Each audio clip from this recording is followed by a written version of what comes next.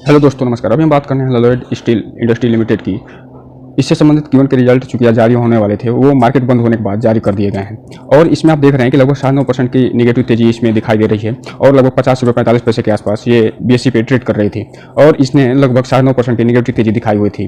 तो इसका जो भी इम्पैक्ट होगा वो तो कल मार्केट खुलने के बाद ही दिखाई देगा कि इस Q1 जो रिजल्ट आया है उसका क्या इस पर इम्पैक्ट पड़ता है और ये बाजार कैसे से लेता है। तो आज हम इसी Q1 रिजल्ट के बारे में डिटेल में देखने वाले हैं। उससे पहले अगर हम इसकी बात करें तो चूंकि ये जानते हैं company ASM long term stage 1 में है, अर्थात इस स्टेज से जल्द ही ये बाहर आ सकती है। लेकिन ASM में होने का मतलब ये है कि ये जो कंपनी है अभी सेबी के वॉच लिस्ट में है और उसमें ये निगरानी रखी जा रही होगी कि ये कंपनी में क्या कुछ ऐसा एक्टिविटी तो नहीं चल रहा है जिससे कि इसमें बहुत जल्दी ये ने अच्छा खासा रिटर्न अपने निवेशकों को दे दिया है। तो इसी बारे में ये जांचने का प्रयास कर रहे होंगे। आज की हम अगर ट्रेडिंग सेशन की बात करें तो ये आप देख रहे हैं कि 7 तारीख को लगभग 4 बजे का डेटा अपडेट हुआ है।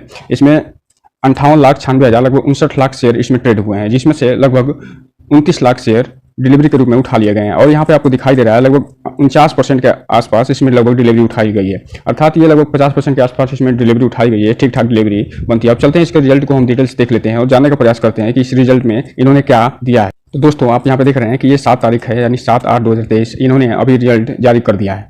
यह रहा वो रिजल्ट। आप यहाँ पे देख रहे होंगे कि ये जो सेगमेंट है ये Q1 जो ये अभी आया है उसका सेगमेंट है, अर्थात जून क्वार्टर का ये सेगमेंट दिखा रहा है 2023 का। ये पिछले क्वार्टर यानी मार्च 2023 के सेगमेंट को ये प्रदर्शित कर रहा है और ये बता रहा है कि इससे संबंधित इसमें डेटा सारे दिए हुए हैं। और ये पिछले क्वार्टर जो 2022 का जून सेम क्वार्टर था जून का, उसके बारे में ये अपने सेगमेंट के बारे में बता रहा है और उससे संबंधित इसमें पूरे डेटा दिए हुए हैं। और ये भी जो भी इसमें डेटा दिए हुए हैं वो लाख में प्रदर्शित हैं। तो हम जो भी डेटा पढ़ेंगे उसको लाख में पढ़ेंगे और देखने का प्रयास करेंगे।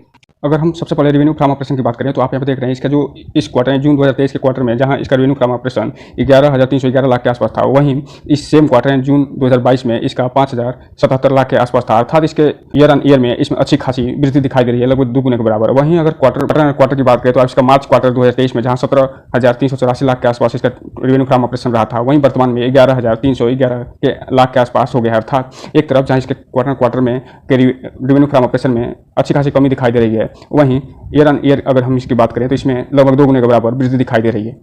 यहीं पे अगर हम टोटल रेवेन्यू की बात करें तो आप यहाँ पर देख रहे हैं जून 2023 के जो क्वार्टर अभी रिजल्ट आया है उसमें आप देख रहे हैं कि लगभग इसका जो टोटल रेवेन्यू रहा है 11,506 लाख के आसपास रहा है। वहीं जो सेम जून क्वार्टर 2022 में जहाँ 5,216 लाख के आसपास था, वो वर्तमान में ये बढ़ के 2 गुने से ज़्यादा ही लगभग हो गया है। वहीं अगर पिछले क्वार्टर मार्च 2023 की बात करें तो उसमें लगभग 17,510 लाख के आसपास इसका टोटल रेवेन्यू रहा था, जो कि वर्तमान में ये घट के लगभग 11,506 लाख के आसपास आ गया है। अर्थात एक तरफ जहां इसके क्वार्टर के रेवेन्यू में लगभग 5,000 लाख के आसपास कमी दिखाई दे रही है, वहीं इसका ईयर ऑन ईयर के रेवेन्यू टोटल रेवेन्यू जो है वो लगभग 2 गुने होकर 5,000 लाख से बढ़ के लगभग 11,506 लाख के आसपास हो गया है।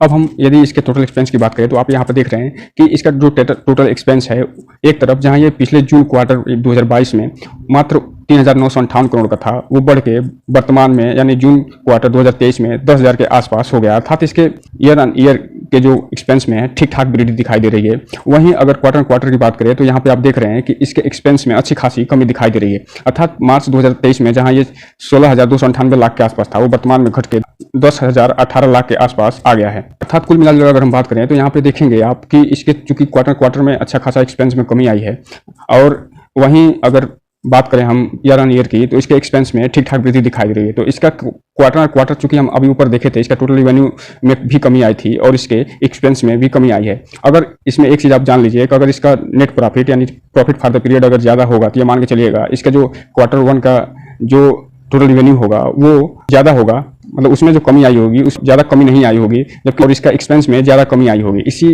कारण ये जो है नेट प्रॉफिट इसका जो है बढ़ा होगा। तो आप अभी आगे हम देखेंगे। अब हम अगर यदि इसके प्रॉफिट बिफोर टैक्स की बात करें तो आप यहाँ पर देख रहे हैं कि पिछले जून क्वार्टर 2022 में जहाँ ये 1,257 लाख के आसपास था, ये वर्तमान में बढ़ के 1,487 लाख के आसपास हो गया है। अर्थात इसके अगर यानी ऑन ईयर की बात करें तो आप यहाँ पर देख रहे हैं इसमें ठीक ठाक वृद्धि दिखाई दे रही है इसके प्रॉफिट बिफोर टैक्स में। वहीं अगर क्वार्टर की बात करें तो आप यहाँ पर देख रहे हैं जो पिछले क्वार्टर यानी मार्च 2023 में जहाँ 1,211 लाख के आसपास इसका टोटल प्रॉफिट बिफोर टैक्स था, वो वर्तमान बढ़ के 14,087 लाख के आसपास हो गया है। और अभी हमने आपको बताया था कि चूंकि इसका टोटल रेवेन्यू में क्वार्टर में जो कमी आई थी वो जो है कम है उसकी किसकी तुलना में, टोटल एक्सपेंस में जो कमी आई है उसकी तुलना में। अर्थात जो टोटल एक्सपेंस में जो कमी आई है वो ज़्यादा है और टोटल रेवेन्यू में जो कमी आई है वो कम है। यही कारण है कि आप यहाँ क्वार्टर में इसको प्रॉफिट में दिखते हुए देखेंगे। अब हम अगर इसके प्रॉफिट बिफोर टैक्स की बात करें तो आप यहाँ पर देख रहे हैं प्रॉफिट बिफोर टैक्स, क्योंकि हम जो ऊपर वाला देखे थे वो profit before tax and exceptional items भी इसमें शामिल थे। तो इसमें से आप देखेंगे कि जब इसमें से एक्सेप्शनल आइटम्स निकाल दिया गया 250 लाख के आसपास, तो इसका जो पिछले साल जो जून क्वार्टर में जो प्रॉफिट था जून 2022 में, वो 1007 के आसपास प्रॉफिट बिफोर टैक्स हो गया था। वो वर्तमान में लगभग बढ़ के 1487 लाख के आसपास हो गया है, जबकि मार्च 2023 के क्वार्टर में ये 1211 करोड़ के आसपास था। अर्थात हम अगर इसके प्रॉफिट फॉर द पीरियड की बात करें तो आप यहाँ पर देख रहे हैं प्रॉफिट फॉर द पीरियड में भी इसमें अच्छी खासी वृद्धि दिखाई दे रही है।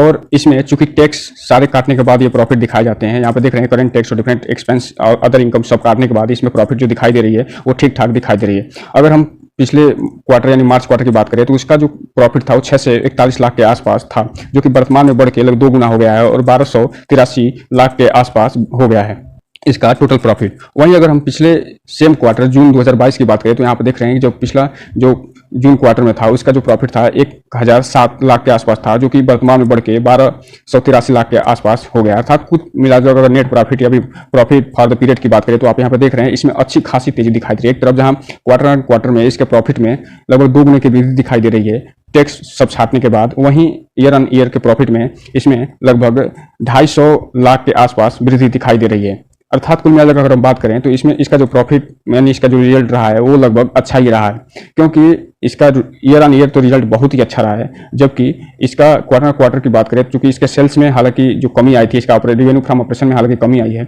लेकिन कुछ जो एक्सेप्शनल आइटम्स हैं उनको हटाने के बाद अगर हम बात करें तो इसका प्रॉफिट फॉर द पीरियड में अच्छी खासी वृद्धि दिखाई दे रही है, लगभग 2 गुने के आसपास क्वार्टर। चूंकि किसी भी कंपनी का हम बढ़ने और घटने यानी उसके ग्रोथ का अनुमान हम ये लगाते हैं कि वो जो उसका अर्निंग पर शेयर क्या है। तो इसका अगर अर्निंग पर शेयर की बात करें तो आप यहाँ पर देख रहे हैं जहां पिछले सेम क्वार्टर में यानी जून 2022 में इसका अर्निंग पर शेयर 0.11 के आसपास था, वो वर्तमान में बढ़ के 0.12 के आसपास हो गया है, जो कि दिखा रहा है कि इसमें वृद्धि हुई है। इसके अलावा अगर हम मार्च क्वार्टर की बात करें तो आप यहाँ पर देख रहे हैं मार्च क्वार्टर में जहां 0.28 इसका अर्निंग पर शेयर था वो घट के 0.12 पे आ गया। अर्थात ये इसमें एक चीज सामने निकल के आ रही है जो हमने अब देखा था रेवेन्यू फ्रॉम ऑपरेशन में इसके जो सेल्स में अच्छी खासी कमी आई थी और उसके कारण उसका जो टोटल रेवेन्यू हुआ था वो भी उसमें भी कमी आई थी। तो आप यहाँ पे देख रहे हैं कि ये अर्निंग पर शेयर चूंकि मार्च क्वार्टर में 0.28 था वो घट गया है 0.12 पे। इसके हम टोटल रिजल्ट की बात करें, कुल मिलाकर इसमें एक चीज निकल के आती है कि इसके एक तरफ ईयर ऑन ईयर इसके जहां अर्निंग पर शेयर में वृद्धि दिखाई दे रही है, वहीं इसके क्वार्टर यानी मार्च क्वार्टर से जून क्वार्टर के बीच में इसके अर्निंग पर शेयर में कमी दिखाई दे रही है।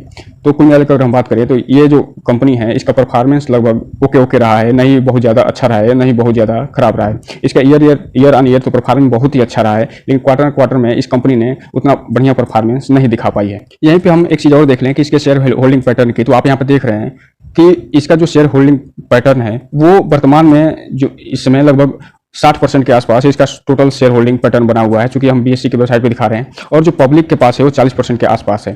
अर्थात इसमें नहीं कोई एफआईआई है, नहीं कोई डीआईआई है, इसमें कोई एफआईआई और डीआई की एंट्री नहीं दिखाई दे रही है। हालांकि इसमें एक चीज़ जरूर है कि इसमें जो जुलाई का अभी लेटेस्ट डेटा आया हुआ है उसमें इन्होंने यानी प्रमोटर ने अपनी जो थोड़ा एकदम मामूली सा अपने जो होल्डिंग में उसमें कमी आई है। तो इसके प्रमोटर होल्डिंग पर ठीक ही है इसमें, क्योंकि 60% के आसपास है, जो कि 50% के आसपास ज़्यादा होना चाहिए। तो ये हम मान के चलते हैं कि इसका जो प्रमोटर होल्डिंग पैटर्न है ये इसका पॉजिटिव पॉइंट है। अब हम इसके रिजल्ट के बारे में बात करें तो ये जो रिजल्ट है वो ओके रिजल्ट रहा है। और इससे संबंधित अगर आप कोई भी अगर निवेश लेना यानी आप इसमें कोई भी निवेश करना चाहते हैं तो इसका चीज़ एक काम और कर सकते हैं, इसको आप फंडामेंटल जरूर एनालिसिस करिए, उसके बाद ही कोई भी निवेश लेने की प्रयास करिएगा, क्योंकि इसमें डेप्ट और रिजर्व के साथ साथ इसका जो सेल्स ग्रोथ रहा है पिछले 5-7 सालों में, साथ ही साथ इसके मैनेजमेंट के बारे में भी थोड़ा सा जानने का प्रयास करिए, फिर कोई इन्वेस्टमेंट लीजिए, क्योंकि अभी भी एक पेनी शेयर के रूप में इसको जाना जाता है। और ये हालांकि रिटर्न अच्छा खासा दिया है अपने शेयर होल्डर को, इसका रिजल्ट भी लगभग ओके आया है। और अभी जो भी इसका आप निवेश करना चाह रहे हैं तो कल का थोड़ा सा इंतजार करिए, देखिए इसको मार्केट किस हिसाब से लेता है। अगर मार्केट इसको पॉजिटिव लेता है तो ये मान के चलिए इसमें अच्छी खासी तेजी दिखाई देगी, लेकिन अगर इस मार्केट अगर इसके रिजल्ट को नेगेटिव लेगा तो इसमें अच्छी खासी गिरावट दिखाई देगी। और जब भी ऐसे माहौल आता है कि इसमें गिरावट अगर दिखाई देगी तो अब आप वहाँ पे जाके जो है निवेश बना सकते हैं, लेकिन कोई भी निवेश बनाने से पहले अपने वित्तीय सलाहकार से संपर्क जरूर करें, ताकि जो है आपका निवेश और पैसा दोनों सुरक्षित रहे और आपको अच्छा खासा रिटर्न प्राप्त हो सके। कल इसको देखेंगे कि इसमें क्या कुछ संभावना बन रही है और इसको मार्केट कैसे लेता है। तो दोस्तों ये रहा आज का वीडियो, इस वीडियो को लाइक और सब्सक्राइब करो, घंटा दबाना तो बिल्कुल ना भूलें, ताकि नए वीडियो की जो अपडेट्स है वो आपको समय समय पर मिलती रहे। जय हिंद दोस्तों।